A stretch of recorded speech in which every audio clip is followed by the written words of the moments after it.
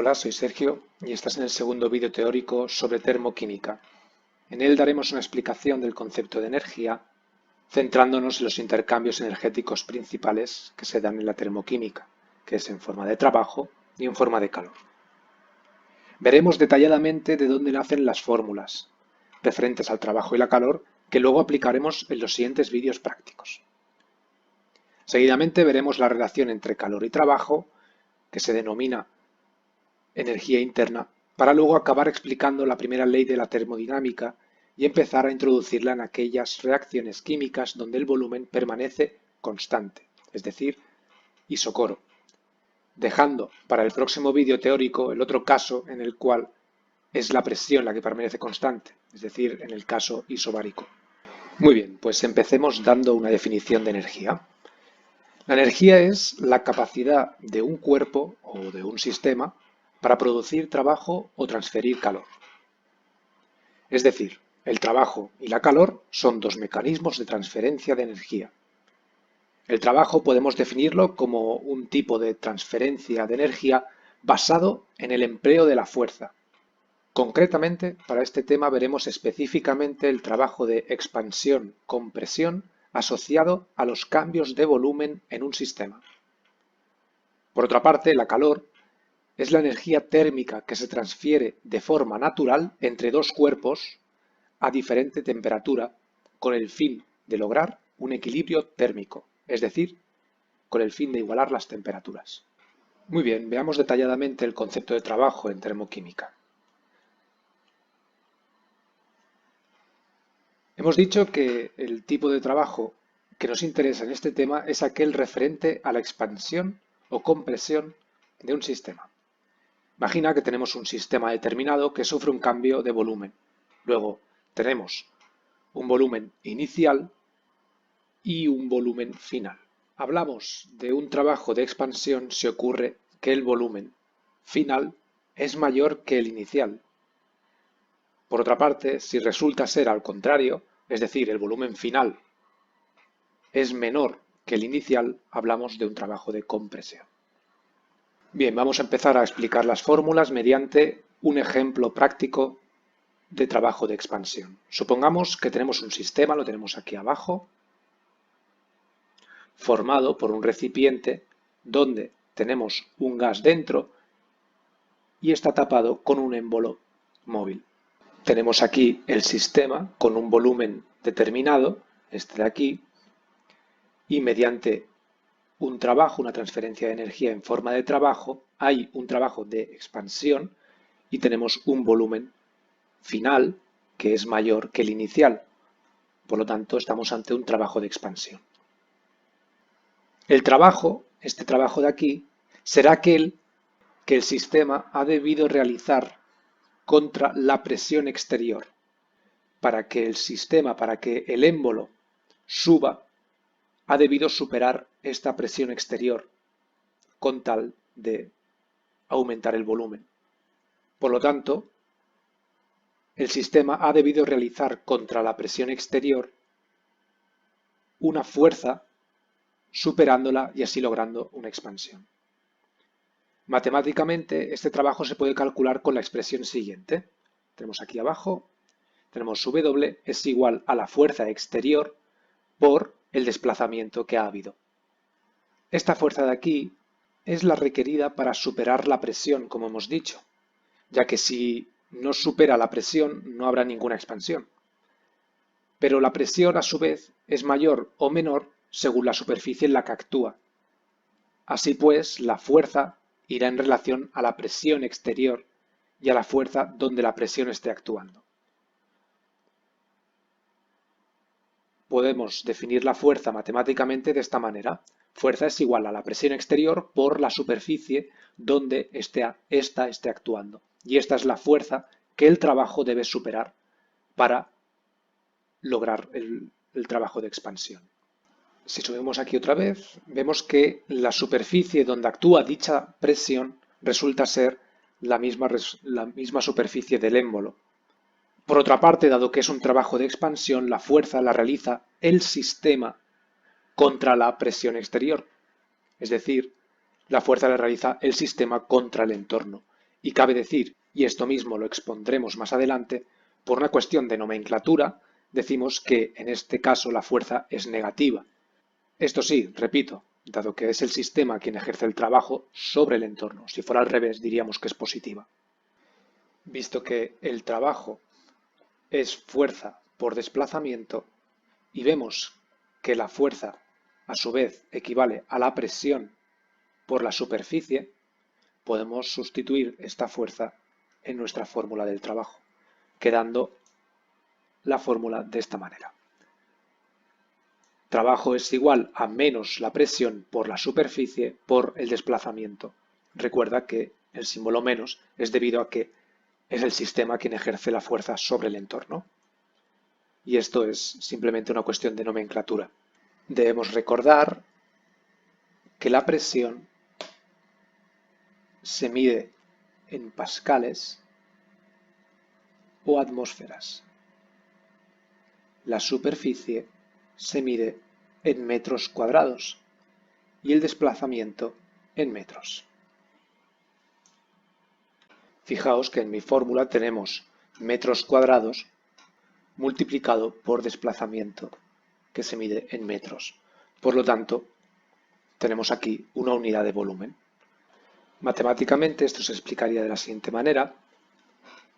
Tenemos la superficie multiplicándose con el desplazamiento, es decir, metros cuadrados por el desplazamiento, la variación en metros, lo que nos da variación de volumen, lo que se mide en metros cúbicos. Concretamente, el volumen ganado en el trabajo de expansión. Lo podemos ver en este gráfico de aquí. La variación de volumen que ha sufrido mi sistema debido al trabajo aplicado del sistema al entorno se traduce en una variación de volumen, aquí en rojo, que es igual a la superficie del émbolo multiplicado por el desplazamiento que ha habido, pudiendo entonces sustituir estos dos parámetros por la variación de volumen, dejando finalmente la fórmula del trabajo que utilizaremos en los ejercicios prácticos, que es igual a trabajo igual a menos la presión por variación de volumen. Visto de dónde sale la fórmula del trabajo que usaremos en los ejercicios prácticos, ocupémonos ahora de la energía en forma de transferencia de calor. Esta transferencia tiene lugar cuando sistema y entorno se encuentran a distintas temperaturas y la pared no es aislante, obviamente, de manera que la temperatura tiende a equilibrarse transfiriéndose en forma de calor del cuerpo de mayor temperatura al de menor temperatura. Lo podemos esquematizar de esta manera. Tenemos aquí un sistema a 40 grados, un entorno a 10 grados, una pared no aislante, es decir, que permite la transferencia de calor del sistema al entorno y por lo tanto hay una transferencia de calor del sistema a mayor temperatura al entorno a menor temperatura. Si fuera al revés, el entorno con mayor temperatura que el sistema, tendríamos una transferencia de calor en el sentido opuesto. Vale, esta transferencia de calor será más acuciante a mayor variación o diferencia de temperatura, pero también dependerá de otros dos factores. Estos son la masa de la sustancia, es decir, la cantidad, si hay 1 kilo, 2 kilos o 100, y luego de la naturaleza de la propia sustancia, donde al referirnos a la naturaleza de la sustancia, lo hacemos refiriéndonos a su capacidad calorífica.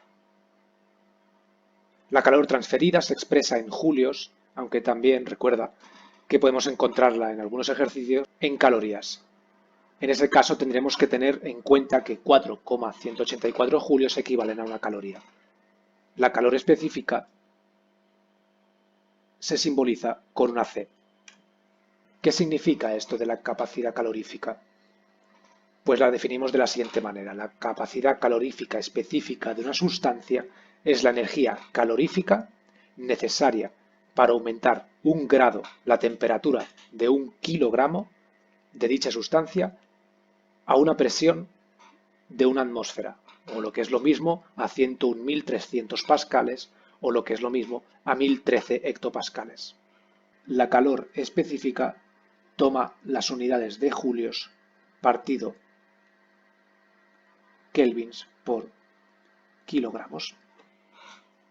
Y esta capacidad calorífica de las sustancias es una propiedad característica de cada una de ellas. Por ejemplo, el agua tiene un calor específico de 4180 julios por kilogramo por Kelvin. Esto es así dado que es necesario esa misma energía para hacer pasar un kilogramo de agua a una presión atmosférica de una atmósfera de temperatura X a otra temperatura X más 1. Necesitas aplicar 4180 julios para que un kilo de agua aumente 1 grado. Una observación interesante aquí sería decir que es necesaria la misma cantidad de calor para aumentar 1 grado centígrado que para aumentar 1 grado Kelvin. Pues bien, conociendo la masa de una sustancia, la variación de temperatura y su capacidad calorífica específica, podremos calcular la transferencia de calor aplicando la siguiente relación que tenemos aquí abajo. Se puede expresar matemáticamente de esta manera. Q, la calor, es igual a M, la masa, en kilogramos, por la calor específica de la sustancia por la variación de temperatura. Es decir, por la diferencia de temperatura que haya. Una nota importante, debido a que la calor específica está expresada en julios, en kelvins y en kilogramos, la masa en esta relación tendremos que ponerla en kilogramos y la variación de temperatura la tendremos que poner en kelvins. Si está en grados centígrados le tendremos que sumar 273 unidades y la calor transferida será dada en julios. La calor específica entonces hace referencia a 1 kilogramo de masa, pero pudiera interesarnos calcularlo no para 1 kilogramo de masa de sustancia, sino para 1 mol de sustancia. Así pues, el calor específico cambia y toma las unidades de julios por mol por Kelvin. Lo hacemos aquí un poco más abajo. La calor específica molar, las unidades serán pues julios partido Kelvin por mol. Así pues tenemos otra ecuación equivalente, pero esta vez en el caso de 1 mol de sustancia y no para 1 kilogramo de sustancia. Así pues, las unidades cambian y vemos que la calor transferida será igual al número de moles por la variación de temperatura por la calor específica molar. Como podemos ver, las unidades de la temperatura no cambian, pero sí lo hacen las unidades de sustancia. Donde teníamos kilogramos, ahora tenemos moles. Para especificar la diferencia entre calor específica y calor específica molar, ponemos C y una M minúscula. Para ir terminando con la calor, debemos recordar que en el caso de los sólidos y los líquidos, la capacidad calorífica es siempre la misma, tanto si el proceso se realiza a presión constante como si se realiza a volumen constante. No obstante, no pasa igual si hablamos de gases, pudiendo variar la capacidad calorífica de una sustancia si el proceso es a volumen constante o si la presión es constante. Esto se indica con el subíndice V si es a volumen constante y con el subíndice P si es a presión constante, como podemos ver un poco más abajo aquí. Calor específica a volumen constante, calor específica a presión constante, calor específica molar a volumen constante, calor específica molar a presión constante. Claro, esto si estamos hablando de gases. Si hablamos de sólidos o líquidos, estos subíndices no tienen mayor importancia, dado que la calor específica será siempre la misma. Pues bien, llegados a este punto, estamos en disposición de hablar del primer principio de la termodinámica. Esta nace a partir de una de las leyes fundamentales de la química, la ley de la conservación de la energía. Esta, en esencia, señala que la energía ni se crea ni se destruye, sino que siempre se conserva. La variación de energía en un sistema, necesariamente esto se debe a que ha habido una transferencia de energía equivalente del sistema al entorno o del entorno al sistema. Es decir, si hay un aumento de energía en el sistema, esto no se debe a que se ha creado energía dentro del sistema, sino que ha habido una transferencia del entorno al sistema. O si hay una variación negativa, si desciende la energía dentro del sistema, esto no se debe a que se destruya tal energía, sino que ha habido una transferencia de energía del sistema al entorno. Matemáticamente, el primer principio de la termodinámica podemos expresarla de la manera siguiente, donde delta du hace referencia a la variación de energía interna que seguidamente explicaremos. Aunque primero quiero detenerme un momento en el criterio de signos establecido en la UPAC. Es primordial respetar el criterio de signos en la realización de ejercicios. Este criterio es el siguiente. Todo calor que entra dentro del sistema, lo tenemos aquí un poco abajo, todo calor que entra dentro del sistema y todo trabajo que se aplique sobre el sistema tendrá signo positivo, mientras que todo calor que se desprenda del sistema o, como ya vimos hablando del trabajo anteriormente, todo trabajo que realice el entorno contra el sistema tendrá signo negativo.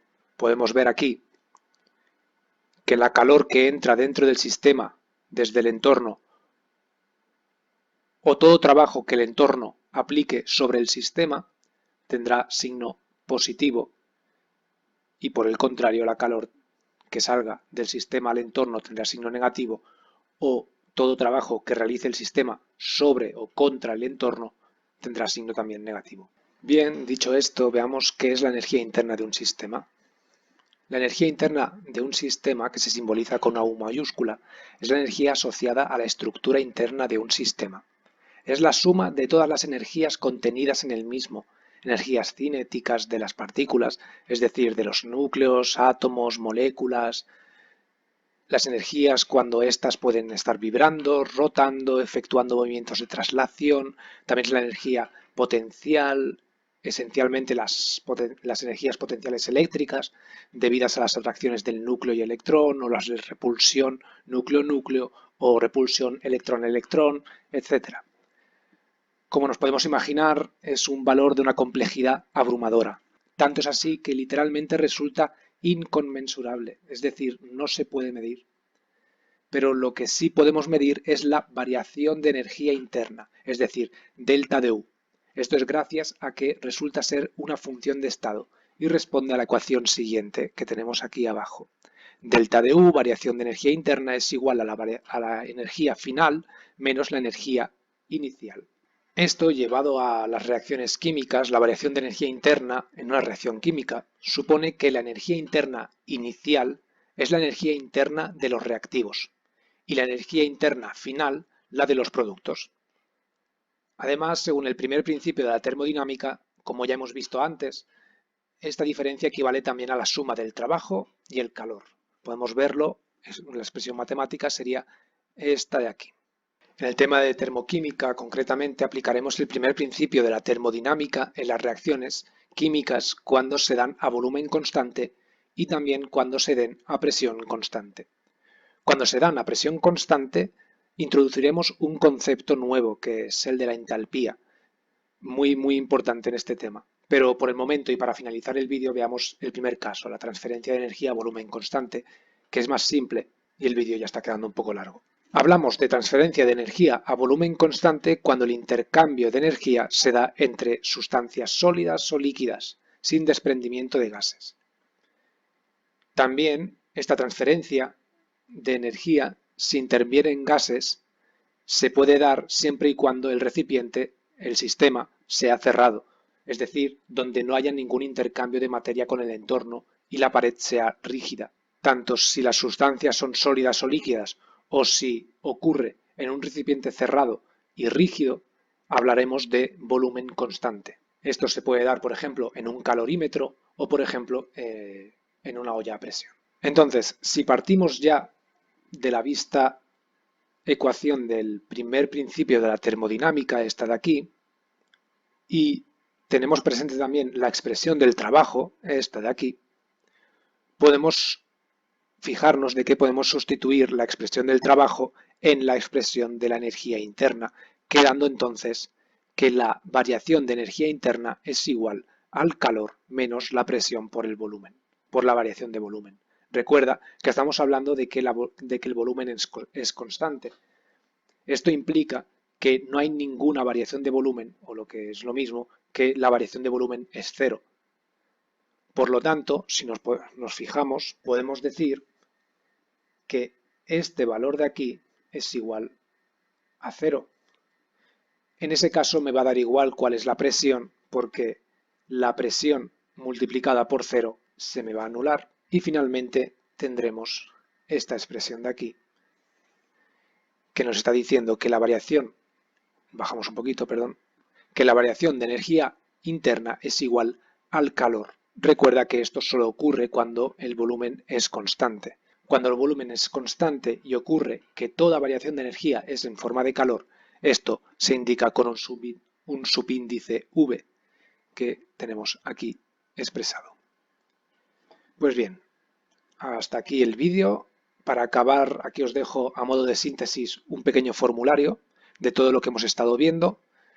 Tengamos muy presente este formulario para el siguiente vídeo, donde practicaremos reacciones químicas que se den en un sistema donde el volumen es constante. Nos vemos.